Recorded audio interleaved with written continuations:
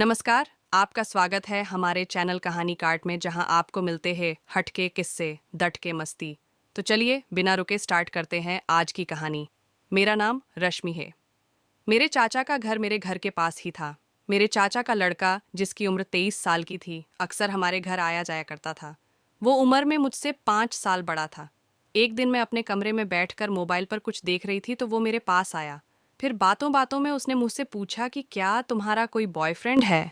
मैं उसकी बातों से थोड़ी असहज हो गई और फिर उसकी तरफ देखते हुए बोली कि नहीं, मेरा कोई बॉयफ्रेंड नहीं है।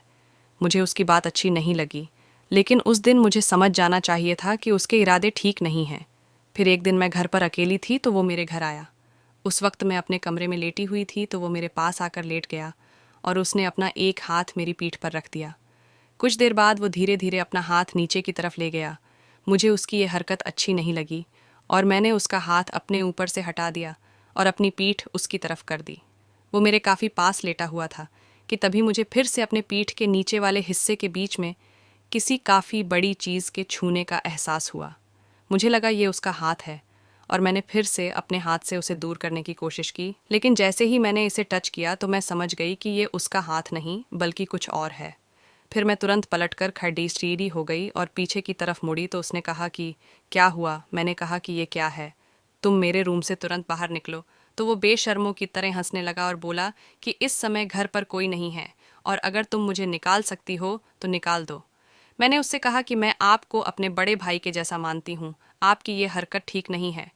लेकिन उसके दिमाग में तो उस समय भूत सवार हो गया था और वो बोला कि हाँ तो क्या हुआ, बड़ा भाई मानती हो ना, लेकिन मैं कोई आपका सगा भाई थोड़े हूँ। मैं समझ गई थी कि अब बात करने से कोई फ़ायदा नहीं है। तभी मैं चिल्लाने लगी तो उसने जल्दी से रूम का दरवाज़ा और खिड़की बंद करने लगा ताकि मेरी आवाज़ बाहर तक ना जाए, और मेरे मुंह पर अपना हाथ रखते हुए बोला कि अगर तुमने चिल्लाना बंद नहीं किया तो मैं तुम्हें बदनाम कर दूंगा। उसकी बात सुनकर मैं खामोश हो गई और उससे हाथ जोड़कर वहाँ से जाने के लिए मिन्नतें करने लगी, लेकिन उस समय उसे मेरी कोई भी बात सुनाई नहीं दे रही थी और वह जिस काम के लिए आया था वो काम करना चाहता था। मैं बहुत ज़्यादा डर चुकी थी और चुपचाप बेड पर बैठ गई। तब उसने कहा कि डरो मत, कुछ नहीं होगा, बस 10 मिनट में मैं फ्री हो जाऊंगा और ये बात किसी को भी पता नहीं चलेगी। मैं उसकी बात पर कोई भी रिएक्शन नहीं दे रही थी तो उसे लगा कि शायद मेरी भी इसमें हाँ है। फिर उसने मेरे उभरे स्तनों को देखा और उसे किस करने लगा और कुछ समय के बाद मुझे बेड पर उल्टा लिटा दिया।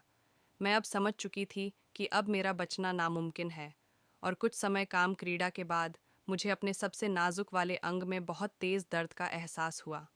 उस दर्द के कारण मेरी आंखों से आंसू की धार बहने लगी, क्योंकि ऐसा दर्द मैंने आज तक अपनी पूरी जिंदगी में महसूस नहीं किया था। मैं बस रोए जा रही थी और उसके ख़त्म होने का इंतज़ार कर रही थी। तभी आखिरकार उसके मुंह से बहुत ही ज़ोर की आवाज़ निकली और अगले ही पल वो रुक गया और बिल्कुल ठंडा पड़ गया। लेकिन मैं बिल्कुल बेसुध सी अपने बेड पर पड़ी थी। मुझ में इतनी भी हिम्मत नहीं बची थी कि मैं उठकर बैठ सकूं और अपना सब कुछ सही कर सकूं। फिर वह उठकर खड़ा हुआ, अपना कपड़े सही करने के बाद बोला कि इस बारे में किसी को भी बताया तो अच्छा नहीं होगा, और ये कहते हुए रूम से बाहर निकल गया। काफ़ी समय गुजर जाने के बाद मैं दर्द से कराहते हुए उठी और सबसे पहले अपनी मम्मी को फ़ोन किया और उन्हें सब कुछ सच सच बता दिया, जिसके बाद मेरी मम्मी तुरंत घर आती है और मेरी हालत को देखकर समझ जाती है कि मेरे साथ क्या हुआ है और तुरंत पुलिस को फ़ोन करके बुलाती है। पुलिस ने मेरे बयान के आधार पर उसे पकड़ लेती है और जेल में डाल देती है, लेकिन उस दिन जो दर्द मुझे मिला उसे मैं आज तक भूल नहीं पाई हूँ। दोस्तों, इस कहानी के माध्यम से यही संदेश देने की कोशिश की गई है कि कभी भी किसी पर आंख मूंद कर भरोसा नहीं करना चाहिए, चाहे वह कितना भी करीबी रिश्ता हो, और अक्सर यही करीबी रिश्ते हमारी ज़िंदगी को बहुत नुकसान पहुंचाते हैं। आपको ये कहानी कैसी लगी, अपनी राय कमेंट बॉक्स में ज़रूर दें, और ऐसी ही कहानियाँ देखने और सुनने के लिए हमारे यूट्यूब चैनल कहानी कार्ट को भी सब्सक्राइब कर लें।